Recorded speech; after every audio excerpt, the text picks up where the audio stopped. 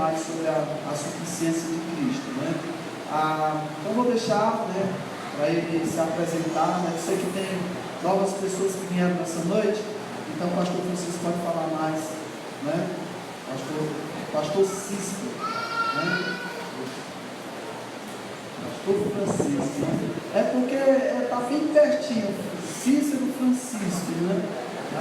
Não confundir aqui, irmãos, né? E um pouco de cansaço, mas é assim. Então, pastor Cícero, fique à vontade, que Deus abençoe, né? E aí você faz aí a sua apresentação ao vivo, né? E aí você fala um pouco da sua vida. Não fala da vida de ninguém, fala da sua vida mesmo. Que Deus te abençoe. E aí, mais uma vez, é uma alegria de receber você para comunicar a palavra do Senhor. Então, fique à vontade. Boa noite, igreja. Boa noite. Graça e paz, amém? Amém. Uma alegria de estarmos juntos novamente. Você que veio ontem à noite, está aqui de volta. Eu fico muito feliz de então poder contar novamente com a sua presença. E você que porventura está vindo hoje, está nos visitando, você que é da igreja, mas não pôde estar ontem, para nós também é uma alegria podermos estar aqui juntos.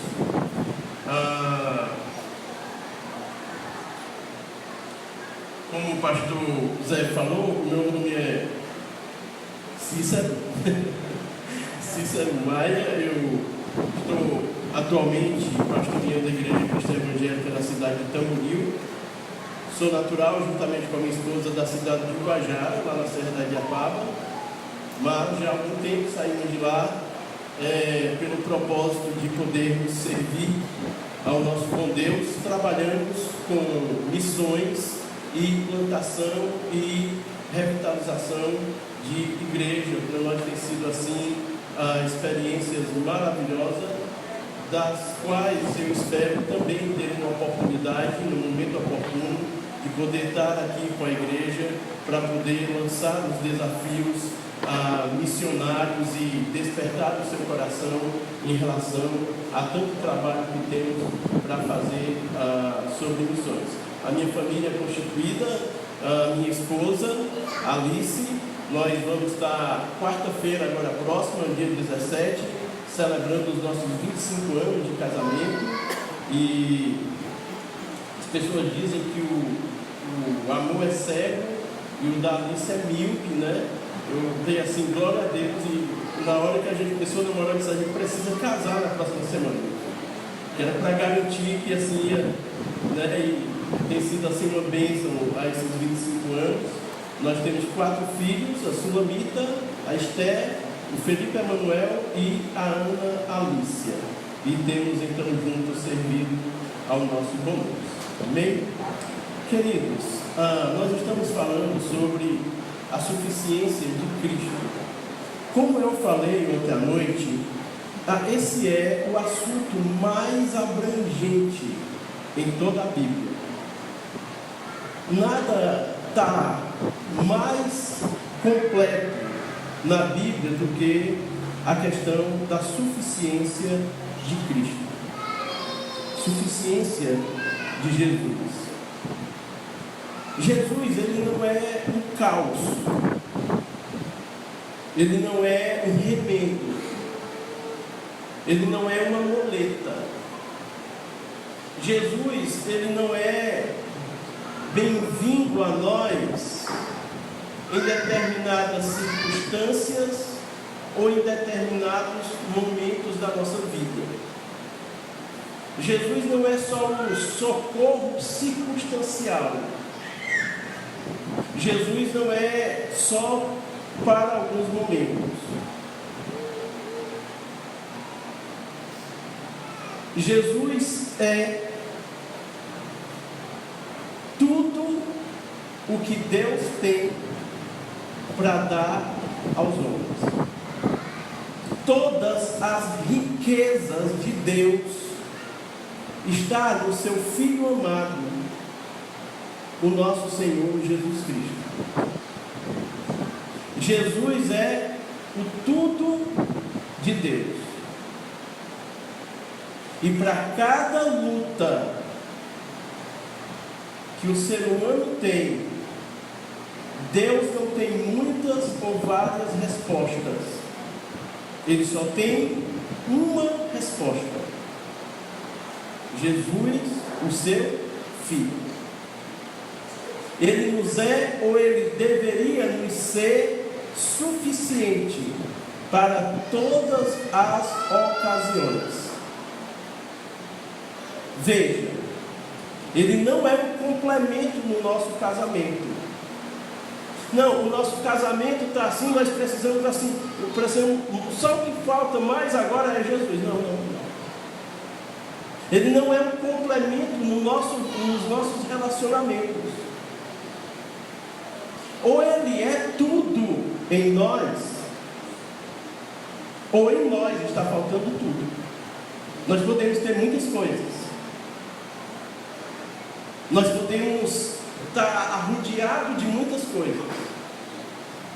Se Cristo não está nos faltando tudo. E é aqui onde muitas coisas se desmantelam no nosso português. É porque nós estamos sustentados em muitas coisas e temos Cristo como uma provisão em alguns momentos. Sim, agora é a hora de trazer Cristo. Quando Paulo diz que eu sei o que é ter abundância e sei o que é viver na escassez, mas tudo posso naquele que me fortalece, Paulo está falando da satisfação que há no seu Salvador, que independente da circunstância vivida, a presença de Cristo nele, na vida dele e na vida de qualquer pessoa é o bastante, é o que o põe de pé. Pode nos faltar tudo, mas se tivermos Cristo, nós estamos de fato fortalecidos. Antes de nós entrarmos no texto, o pastor Edmundo Haggai, ele, em uma das suas pregações nos Estados Unidos, ele fez uma descrição do que ele chamou Cristo o Incomparável. Eu acho oportuno nessa noite, já que nós estamos falando da suficiência de Cristo, lembrar das palavras do pastor John Edmundo Haggai. Ele diz assim: aquele que vem do alto está acima de todos, Cristo, o incomparável. Quem é esse Cristo de que falo? Os personagens na plataforma da história perdem a sua importância na presença do incomparável Cristo. Ele é a coroa do universo, o cumprimento das profecias, o Salvador do mundo. Cristo sobrepuja a todos. Ele é a voz humana em toda a música, a estética em toda a escultura. Ele é a mais aprimorada mistura de luz e sombra de toda a pintura. Ele é o ápice da realização de qualquer empreendimento. Para o artista, ele é a sublimidade da beleza. Para o arquiteto, a pedra fundamental. Para o astrônomo, ele é a brilhante estrela da manhã. Para o padeiro, ele é o pão da vida. Para o biólogo, ele é a origem da vida. Para o construtor, ele é o firme fundamento. Para o carpinteiro, ele é a porta. Para o médico, ele é o médico dos médicos. Para o educador, ele é o mestre dos mestres. Para o engenheiro, ele é o novo e vivo caminho. Para o geólogo, ele é a rocha eterna. Para o escritor, ele é a palavra viva. Para o camponês, ele é o semeador e o senhor da colheita. Para o floricultor, ele é a rosa de Saron, o lírio dos vales. Para o viticultor, ele é a videira verdadeira. Para o magistrado, ele é o juiz de toda a terra. Para o jornalista, ele é a boa notícia de grande alegria.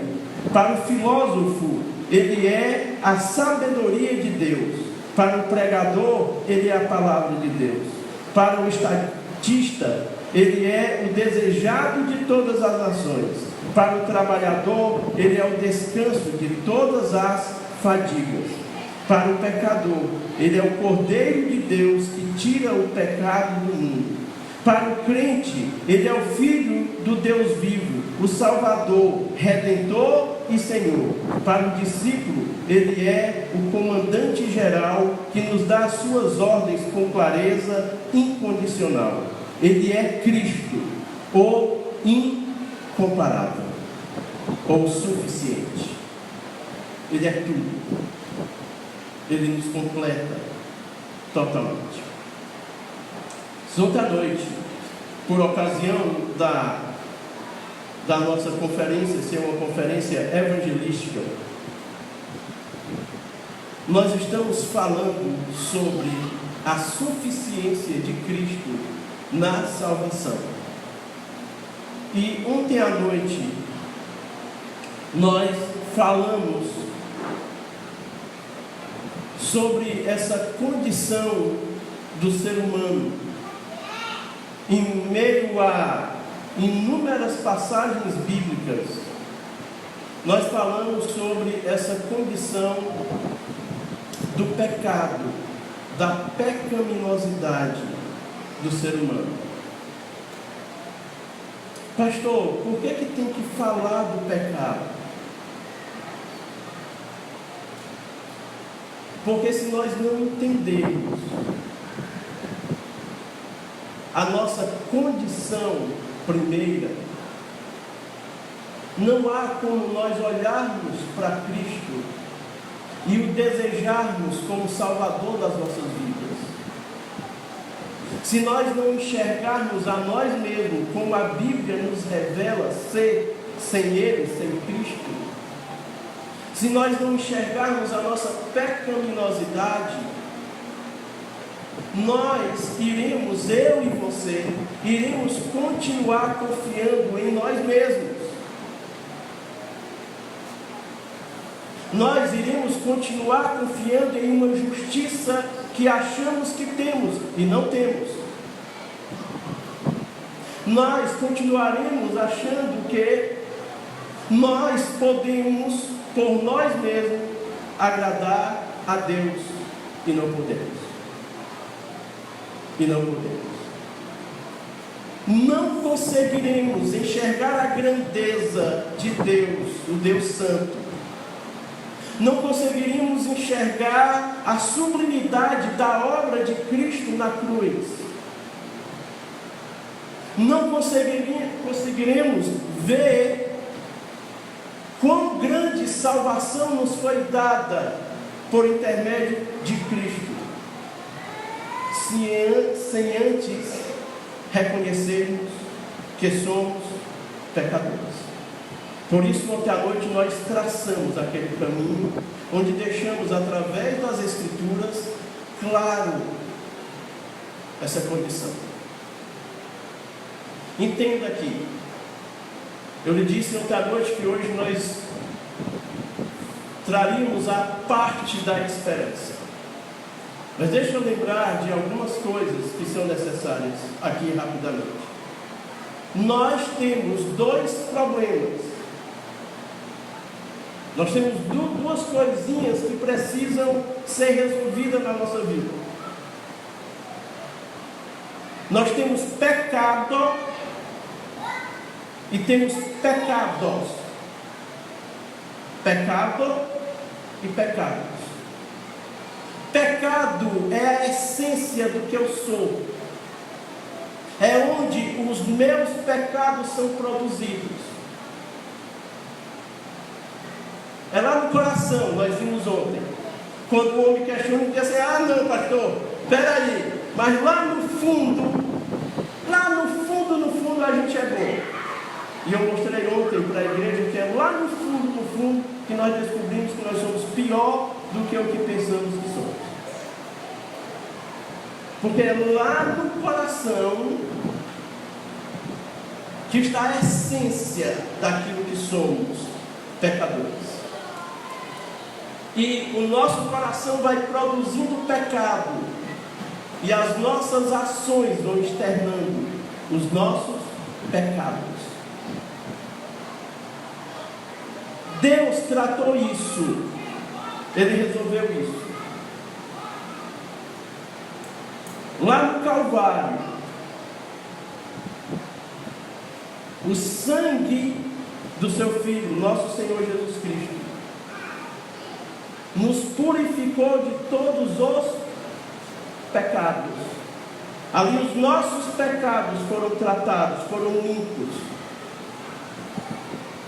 E o corpo de Cristo, a morte de Cristo, sendo que aquela morte é inclusiva, eu estava nela, ela tratou a minha natureza, a minha essência. Gálatas 2:20. Lá na cruz aconteceu uma substituição, e agora não mais eu vivo, mas Cristo vive em mim. O problema já foi tratado. A questão é eu e você entendermos isso. Entenda que ontem eu concluí falando daquela história do ônibus que ia cair ponte abaixo se o motorista não tivesse freado tão rápido.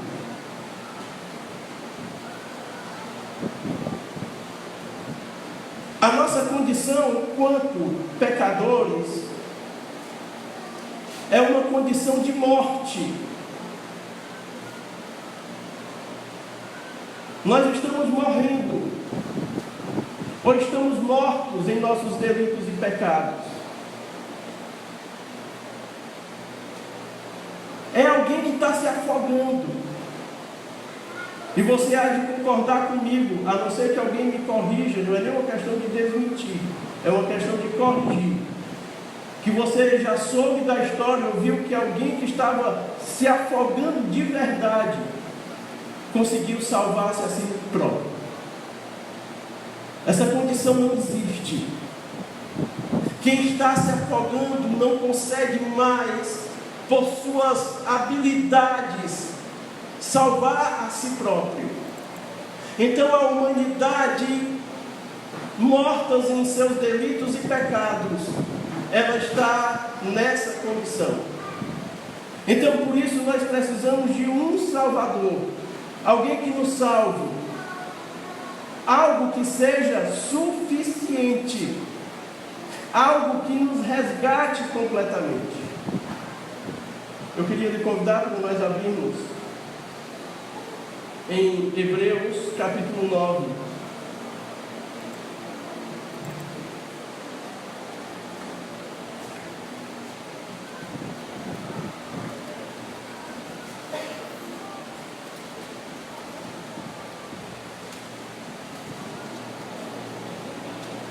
A partir do versículo 11.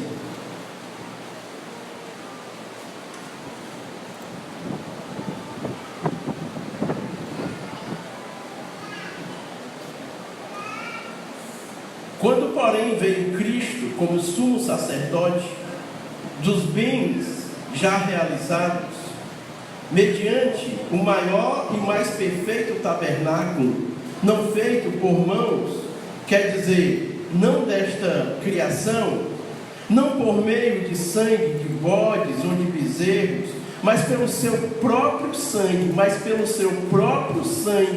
entrou no Santo dos Santos uma vez por todas, tendo obtido eterna redenção. Portanto, se o sangue de bodes, de touros e a cinza de uma novilha aspergido sobre os contaminados, que os sacrificam quanto à purificação da carne, muito mais o sangue de Cristo, que pelo Espírito eterno a si mesmo se ofereceu sem mácula a Deus, purificará a nossa consciência de obras mortas, para servirmos ao Deus vivo. Por isso mesmo, Ele é o mediador da nova aliança, a fim de que, intervindo a morte para a remissão das transgressões que havia sobre a primeira aliança, recebam a promessa da eterna aliança aqueles que têm sido chamados. Amém? O sacrifício de Cristo não é apenas completo, mas era o único possível para salvar eu e você. O sacrifício de Cristo, ou a obra de Cristo, que no Velho Testamento foi apresentado de diversas formas, de diversas maneiras, através de muitas figuras, um dia foi vivenciado pelo fato do Verbo ter se feito carne e ter habitado entre nós, cheio de graça e verdade. Sem Cristo não há razão da nossa existência. Concorde comigo, querido. Há um tempo chamado eternidade. As coisas não se limitam aos poucos anos que possamos viver aqui. É uma questão de razão, é razoável você pensar em um Deus tão grande, sublime e poderoso, ter nos criado somente para essa vida. Se toda a nossa expectativa ela se limita às coisas dessa vida, quão sem sentido é a nossa existência? Explique. Dê sentido à sua vida, se tudo o que nós temos para viver, se todo o projeto de Deus para mim e para você é essas coisas daqui. Como? Não é possível. Nós fomos feitos para a eternidade, não para essas coisas aqui. É lógico que o ser humano está consumido por essas coisas aqui e não consegue focar a mente e o coração naquilo que é eterno e o que é mais importante. Mas existe um tempo chamado eterno, que nós conseguimos entender pela própria definição. É um tempo sem fim. Aí faz sentido. A questão é que esse tempo eterno, ele se divide entre morte e vida. A Bíblia é enfática em nos mostrar com clareza: morte eterna. É uma morte que será por quanto tempo? Para sempre. É estar eternamente na ausência de Deus. E a vida eterna, que também será para sempre, essa condição de estar eternamente na presença de Deus. Mas os nossos pecados, Isaías 59:2, nos diz que fazem separação entre nós e Deus. não há relacionamento, não há adoração verdadeira.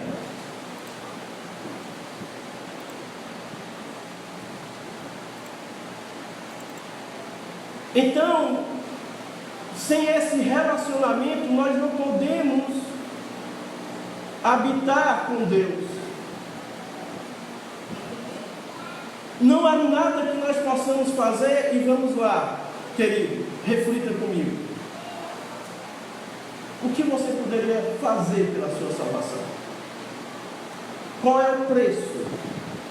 Talvez você pudesse levantar, alguém muito rico pudesse levantar e dizer: quanto é, quanto custa? Me diga o que eu tenho que fazer.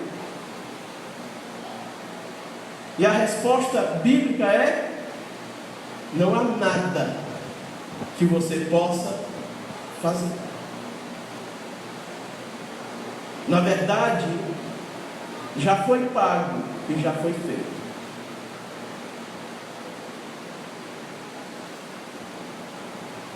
Algumas pessoas fizeram essa pergunta. Marcos capítulo 10, versículo 21. Você já percebeu ontem, né, que a gente vai muito na Bíblia, né?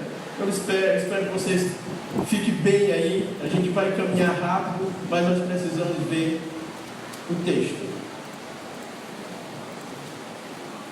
Marcos 10 e 21. É o jovem rico. Bom, mestre, o que eu faço para ter a vida eterna? Interessante que a pessoa que está fazendo essa pergunta a Jesus é uma pessoa que tem uma boa religião. Você lembra do diálogo dele com Jesus, né? Sim, meu filho, você tem observado? Sim, os mandamentos, desde criança, assim, ó, eu sei na ponta da língua. O rapaz tinha uma boa religião. O rapaz parecia ser um rapaz daqueles que parece que tinha a justiça própria, né? Nunca matou, nunca roubou e nunca fumou. Era um rapaz assim. Jesus conversa com ele, mas o versículo 21 nos diz o quê? Depois que Jesus coloca ali, aí Jesus diz assim: e Jesus, fitando o amor, e disse: só uma coisa te falta, vai, vende tudo o que tem, dá aos pobres, e terás um tesouro no céu. Então vem e segue. E o resultado nós já sabemos qual foi, né? O jovem, então, entristecido, saiu. Onde é que está aqui o ponto que nós queremos? Não está a ver em vender os bens, não está a ver em fazer caridade, não está a ver em fazer voto de pobreza. Não. O ponto aqui está onde? Segue-me. Porque a salvação está em quem? Em Cristo, em Jesus. Em mim, vem, me segue. Eu sou a tua suficiência. Eu posso te encher, te completar. Segue-me. Mas aquele jovem não o fez. Dizem que a maior dor do inferno não é as labaredas de fogo, ou não é o tridente se imaginando popularmente, né? Do diabo. A maior tristeza do inferno, a maior dor do inferno é saber que você não pode mais decidir, sendo que você teve a oportunidade diante de você e você errou. Por quê? quis. É estar lá e pensar assim: e agora? A oportunidade esteve e eu errei porque eu quis errar. É o Nicodemos. Ó, bom mestre. Bom mestre. A primeira vez que Jesus falou de novo nascimento, ele falou para um religioso. Era uma pessoa que tinha religião. Não. Se você não nascer de novo, você não pode nem ver e nem entrar no reino dos céus. Precisa de uma regeneração. Você precisa nascer de novo. Entenda o que é nascer de novo. Conta-se que o rapaz encontrou o pastor e disse: pastor, pastor, nasci de novo, pastor. E o pastor disse: foi mesmo, meu filho? Que coisa boa! Me conte aí como foi a experiência. Pastor, eu ia de moto, pastor, mas eu ia apressado. Pastor, eu ia acelerando para essa moto, e quando eu olhei lá na frente tinha um poste. Pastor, eu dei uma desviada e caí no chão. 2 meses na Santa Casa. Nasci de novo, pastor. Não, meu filho, você não nasceu de novo, não. Você apenas não morreu. Nascer de novo é outra coisa. Nascer de novo é a ação do Espírito Santo levando o pecador ao reconhecimento da sua total capacidade de relacionar-se com Deus e em arrependimento o reconhecer como o Senhor único da sua vida. A salvação não é do homem, a salvação não está na mão dos homens. Não há nada que o homem possa fazer, por mais que faça boas obras, por mais que tenha religião, e por mais que tenha autojustiça, como eu já tive um dia. Ontem eu contei a história para os irmãos. Por mais que você ache que você é bom, ou por mais que você ache que existem pessoas piores do que eu. Não, eu até reconheço, pastor, que eu não sou bom essas coisas todas não, mas que tem muita gente pior do que eu. Você pode até ficar escanchado nesse cavalo da alta justiça, mas tudo isso nos levará para o mesmo lugar. Ou se confiarmos em fazer isso, o que importa é fazer boas coisas. A salvação não está em nós. Apocalipse 7:10, por gentileza.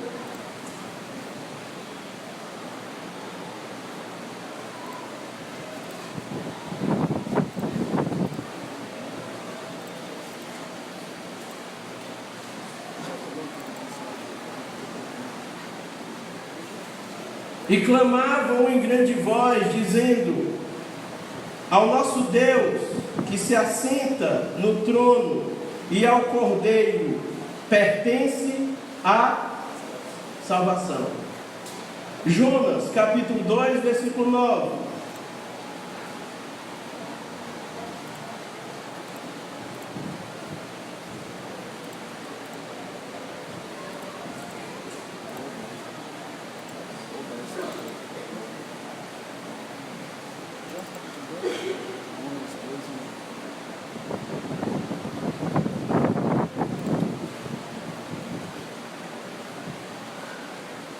Às vezes some da minha Bíblia. Eu sei de qual. Você está com ele aberto aí? Ao Senhor pertence a salvação. Você está com ele aberto? 2:9. Vamos lá?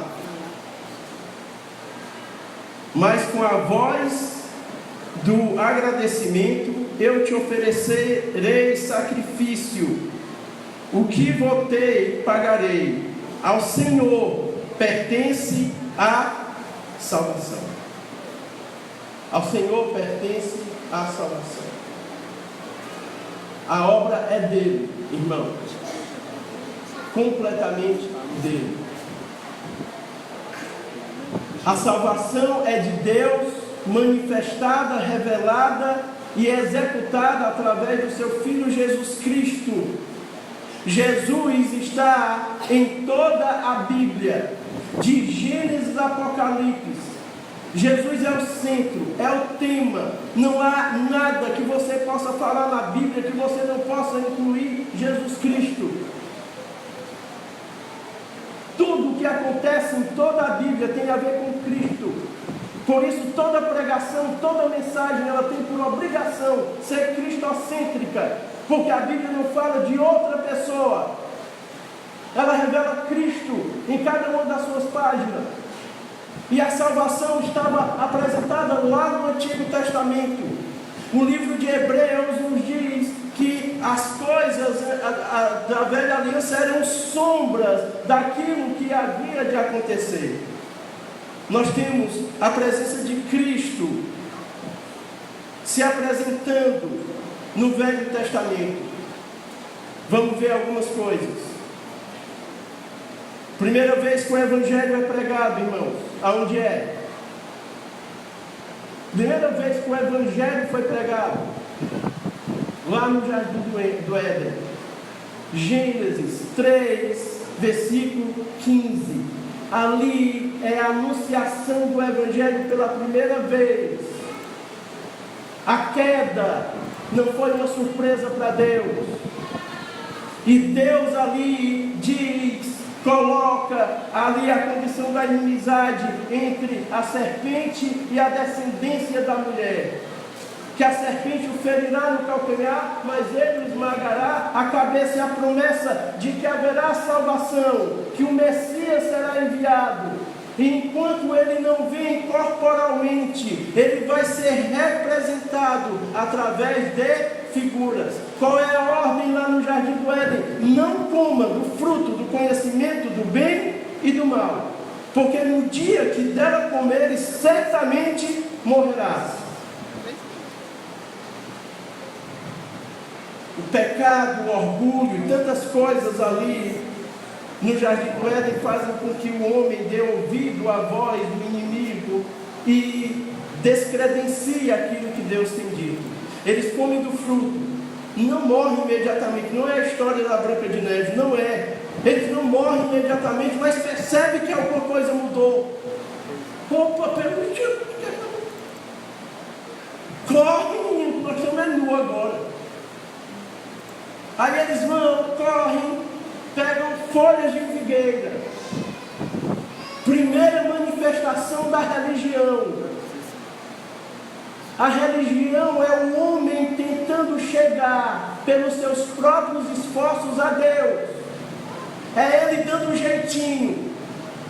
Cobre a nossa nudez, faz de conta que nada aconteceu, que está tudo bem. Religião é o homem buscando a Deus pelos seus próprios esforços. Por isso tem muita religião. Mas graça só tem uma. Porque graça é Deus vindo aos homens pela sua misericórdia. Aí Deus bate aquele papo com eles, o que foi que aconteceu? Pá, tudo bem, não foi ela, foi esse, foi por causa daquele, que é típico do ser humano, né? Nunca reconhecer a sua culpa. Não, foi fulano. Não, eu fiz, mas assim, eu não queria dizer isso.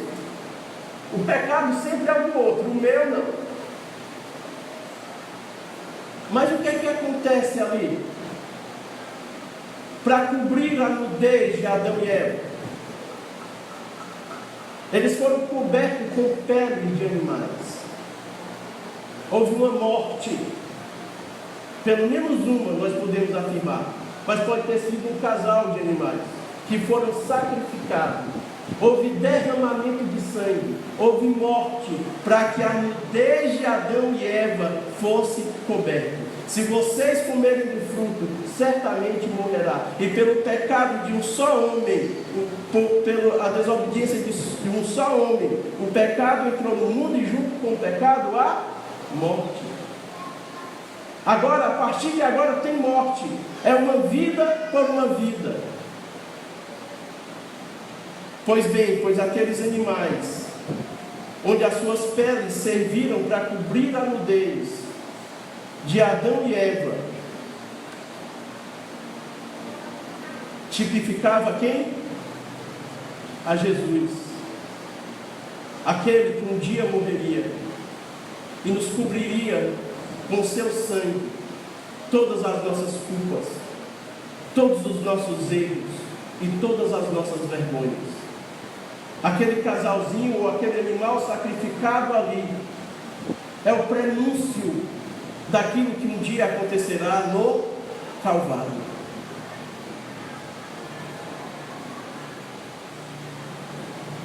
A oferta de Abel. A oferta de Abel que foi aceita. A de Caim não foi aceita.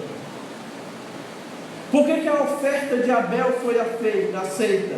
Porque ela prefigurava, ela mostrava, ela apontava para o que Cristo realizaria lá na cruz. Precisava haver derramamento de sangue. A oferta de Abel foi aceitável, porque ela foi feita por fé. Quando Abel está sacrificando e oferecendo a Deus, ele está antecipando aquilo que aconteceria lá na cruz do Calvário. A morte do Filho de Deus. A porta na arca. O dilúvio anunciado. O que era aquela porta? Não era simples objeto, uma abertura com alguma coisa de madeira colocado ali para que os animais e as pessoas pudessem passar. Havia um significado, um símbolo naquilo ali. A porta conduzia a quê? A arca. A arca significava o quê? A segurança, a salvação. Quem é a porta? Jesus. Aquela arca não tinha várias, não tinha 10, não tinha 5, tinha uma porta, uma única porta. Olhe para o Velho Testamento e veja Cristo. Olhe para toda a Bíblia e encontre a suficiência de Cristo. Deus não tratou o nosso pecado de qualquer maneira, Ele tratou nos dando o seu Filho, nos amando.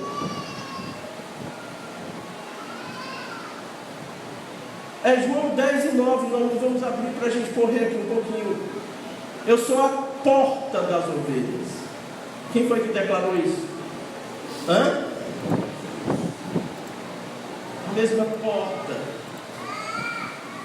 E o maná no deserto. E o povo se queixando. Eita, que bom era no Egito, porque no Egito tinha umas panelonas de carne e tudo mais, e no deserto é só dificuldade, pelo amor de Deus, se era para nós morrer, que nós morrêssemos lá mesmo, e que coisa que Moisés, como é que tu faz isso com a gente? Nós estamos com fome, Moisés. Aí Deus dá o maná, uma névoazinha. Você pode abrir comigo em João, capítulo 6, versículo 32.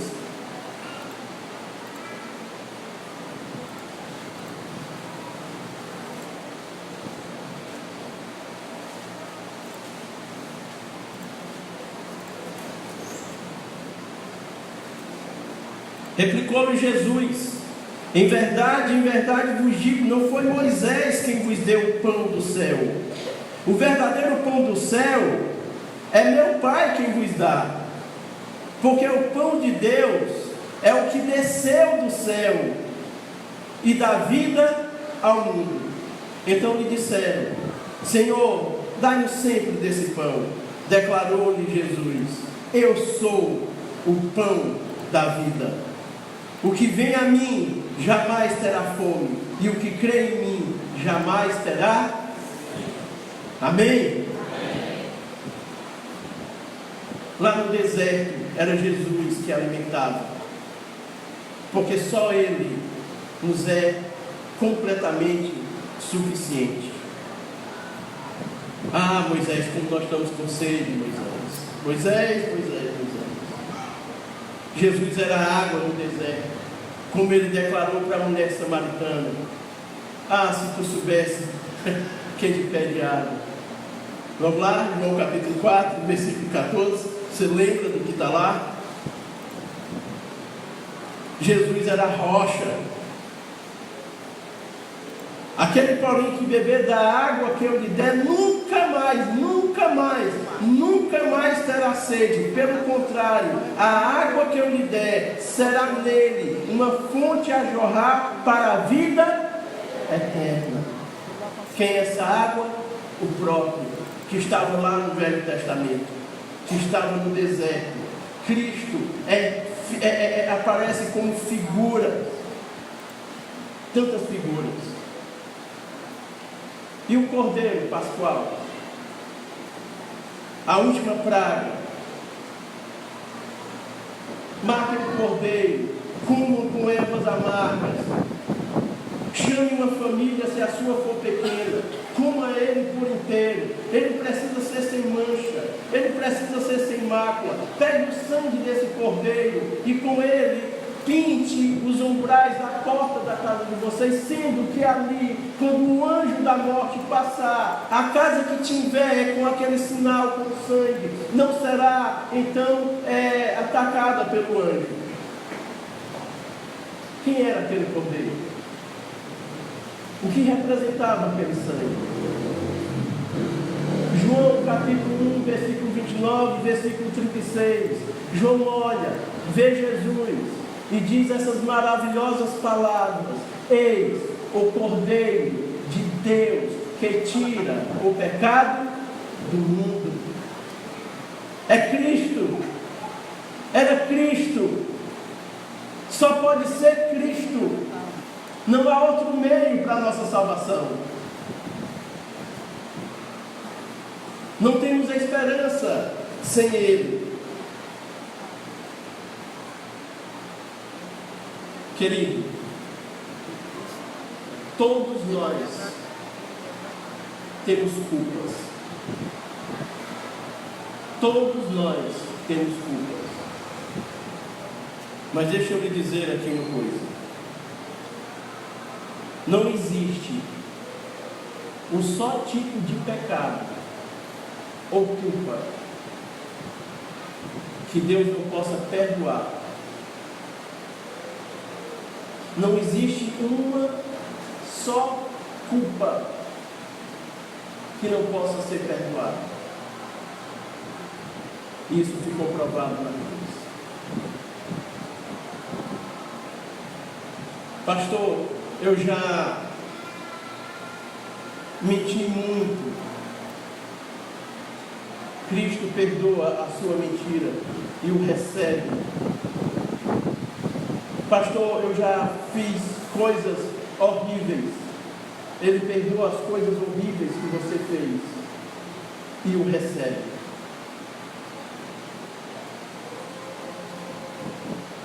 Ele nos recebe. Não há um tipo de culpa, não há um tipo de pecado que o Senhor Deus não possa perdoar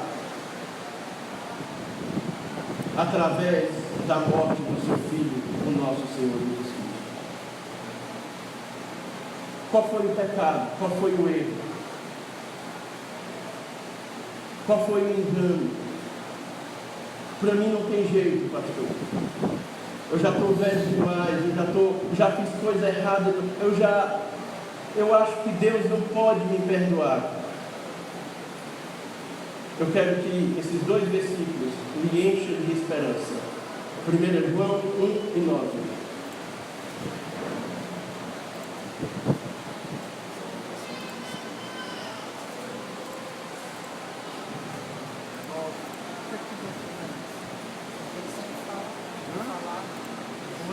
João 1 e 9.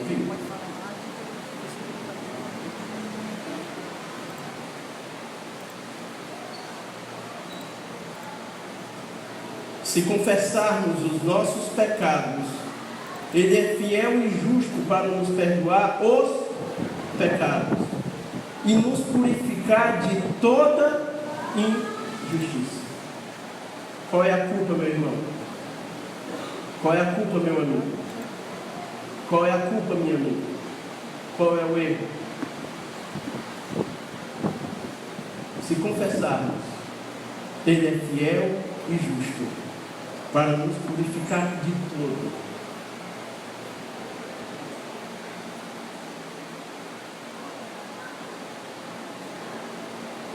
Isaías capítulo 1, versículo 18.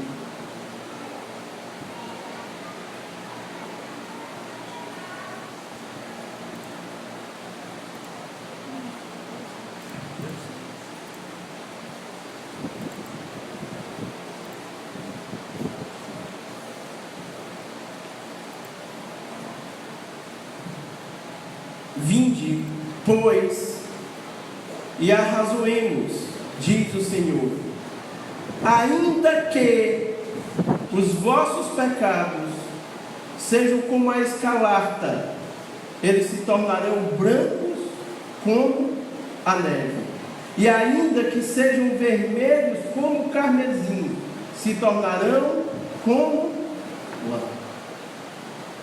Amém? Creia nisso. Todos os pecados em Cristo, que é a nossa suficiência, foram tratados.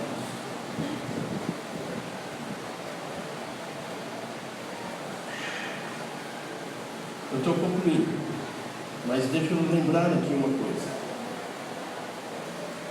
O que eu posso fazer pelos perdão dos meus pecados? Um preço muito alto foi pago e só poderia ser pago por aquele que tem a justiça que Deus busca. Ele não cometeu pecado, mas recebeu os nossos pecados sobre ele. Preste atenção nisso aqui que eu vou lhe dizer. Lá no Getsemane, o nosso Senhor sofreu tamanha agonia, tamanha angústia, de que o seu suor, em dado momento, transformou-se em gotas de sangue. E a oração dele era: Pai, se possível for, afasta de mim esse cálice. É todo aquele momento ali, mas tem um momento específico. Um momento em que ele vai receber sobre si os meus pecados. Só os meus já era suficiente, mas foi os meus, os seus e os do mundo inteiro. Imagine um filho dizendo: Pai, se possível for, afasta de mim esse cálice, não permita que eu beba esse cálice. Se tiver uma outra maneira, Pai, executa ela agora. E Deus podia arrumar qualquer outro jeito, mas não. Só há esse jeito, só há essa fórmula, só há esse caminho. Você consegue perceber o tamanho do preço pago e como isso só está em Cristo? Deus não disse assim: peraí, deixa eu ver se aqui tem um plano B aqui, calma aí, para a história aí, artigo 3, capítulo 4, não tem jeito não, meu filho. Isaías capítulo 53, versículo 10. Agradou-se o Senhor de esmagar o seu filho. O Senhor agradou-se, não tinha outra maneira, porque não havia outro, porque todos pecaram. Porque o devedor não pode pagar pela dívida do outro. Só um justo. E só havia um único justo, Jesus, aquele que nunca pecou. Por isso ele é suficiente para a nossa salvação. E por isso a salvação só está nele. Deus não poupou o seu filho.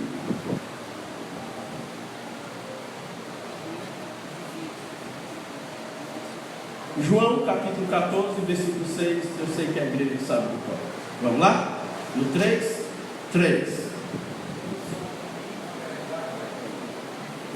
Irmãos, esse lado aqui vem para a escola bíblica dominical. Eu preciso que os irmãos também mostrem que estão vindo para a escola bíblica dominical. João 14 e 6. Eu sou A verdade, e ninguém vem ao Pai a não ser por mim. Não há outro meio. Não há outro lugar. É em Cristo Jesus que nós então somos perdoados. O tempo não nos permite. O assunto é tão abrangente. Como eu disse, Cristo está em toda a Bíblia. Tantas coisas que podem ser mostradas, provadas.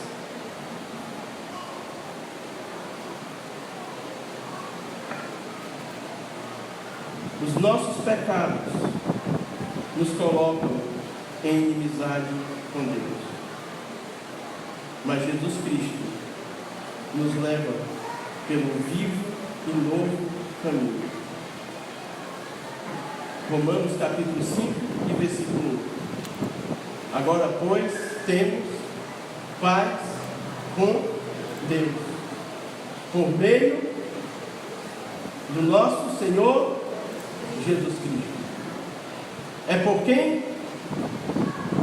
Por Jesus Cristo. Romanos 8 e 1. Já não há mais condenação para os que estão em Cristo Jesus. Aonde é que nós somos justificados? Em Cristo Jesus. Meu querido, Cristo é a suficiência para a nossa salvação. Esse preço já foi pago. O sangue foi derramado.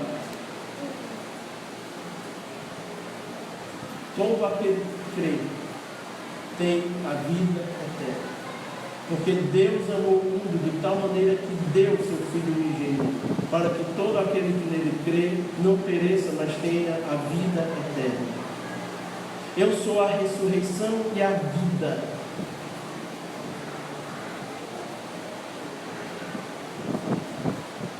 Em verdade vos digo, quem ouve a minha palavra e crê naquele que me enviou, tem a vida eterna. Não entra em condenação, mas passou da morte para... Só um pode dizer isso: Jesus Cristo. E eu queria lhe convidar a ter Cristo como a suficiência da sua vida. Se você ainda não o conhece assim, como único e suficiente Salvador da sua vida, você não precisa ir a muitos lugares, você não precisa ir atrás de muitas pessoas, você só precisa do Filho de Deus. Se você ainda não fez isso, se pessoas têm lhe falado do amor de Deus através do seu Filho, Senhor Jesus Cristo, e você ainda não tem aproveitado a oportunidade para fazer a sua confissão de fé publicamente, eu lhe convido essa noite a fazer. Jesus pagou o preço. Não é você que está aceitando a Jesus, é Jesus que já lhe aceitou. Ele quer apenas manifestar os filhos da luz. E se você é um filho, porque ouvindo essas mensagens, isso é totalmente entendido no seu coração, eu queria lhe convidar para que, eu não sei qual é o costume da igreja, na verdade, né? Mas nós vamos estar louvando, eu convido o grupo de louvor a já estar aqui. Se você quiser manifestar isso de alguma maneira, falando para uma pessoa da igreja, olha, eu quero receber Cristo, eu quero deixar público que há uma fé verdadeira no meu coração. Você pode procurar o pastor, pode procurar o irmão, pode procurar alguém em algum momento, pode vir aqui à frente, nós queremos orar por você.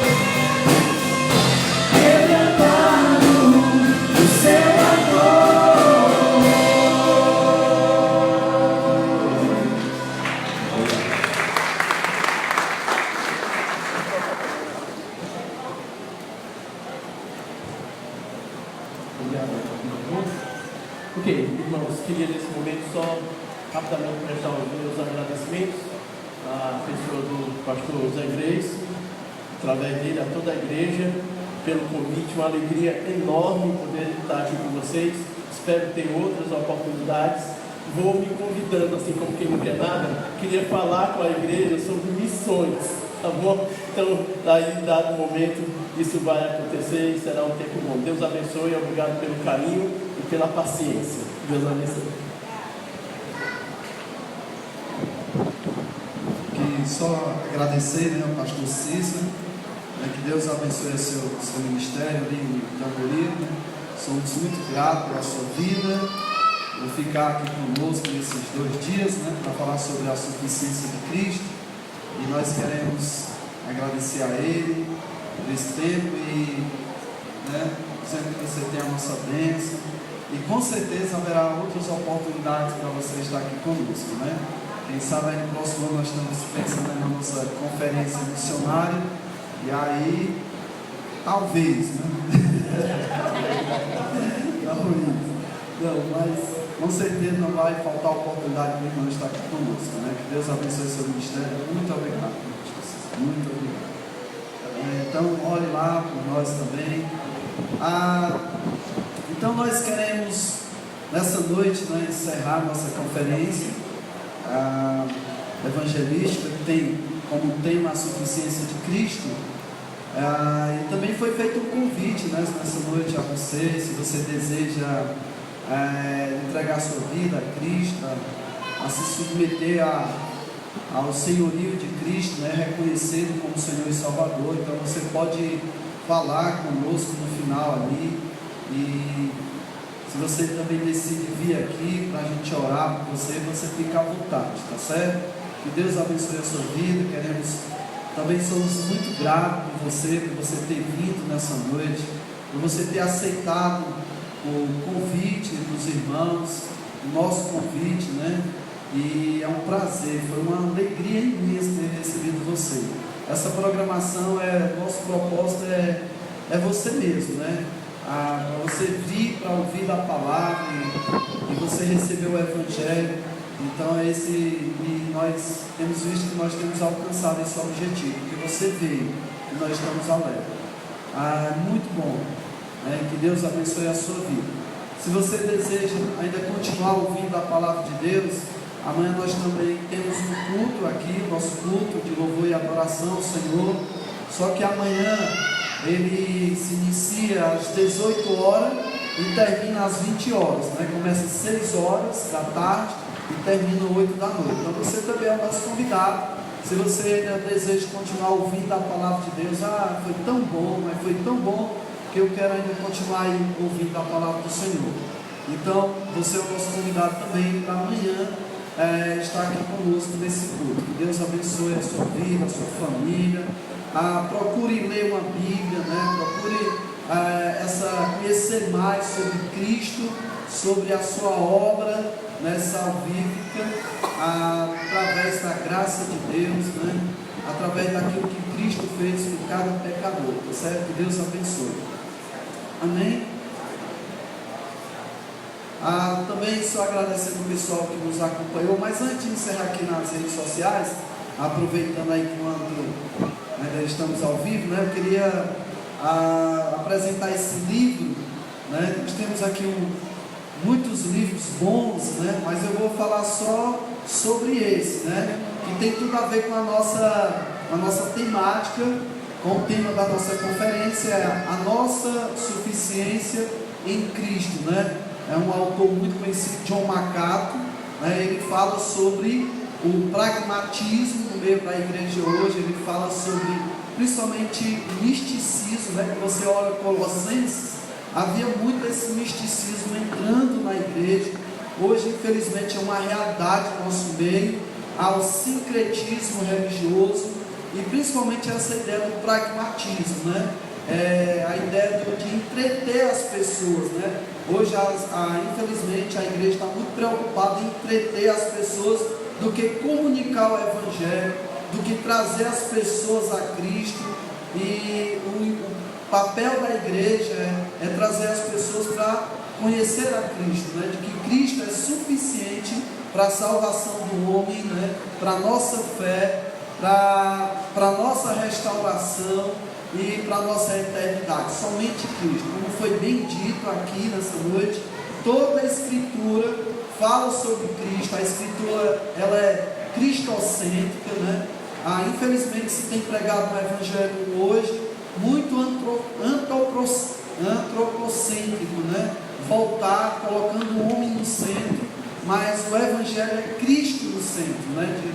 Da nossa fé, da nossa salvação, amém? Então, se você deseja ter esse livro, nós temos ali uma banquinha no final ali, né? Esqueci agora o nome da loja, né? Genebra, né? Então nós temos ali uma lojinha que tem vendido esses livros. Na verdade é um irmão, né, que vende esses livros. Tem muitos livros bons, né?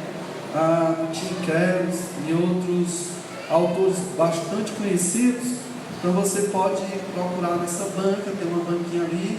No final você pode procurar o irmão e você ter acesso a essa literatura hoje cristã, né?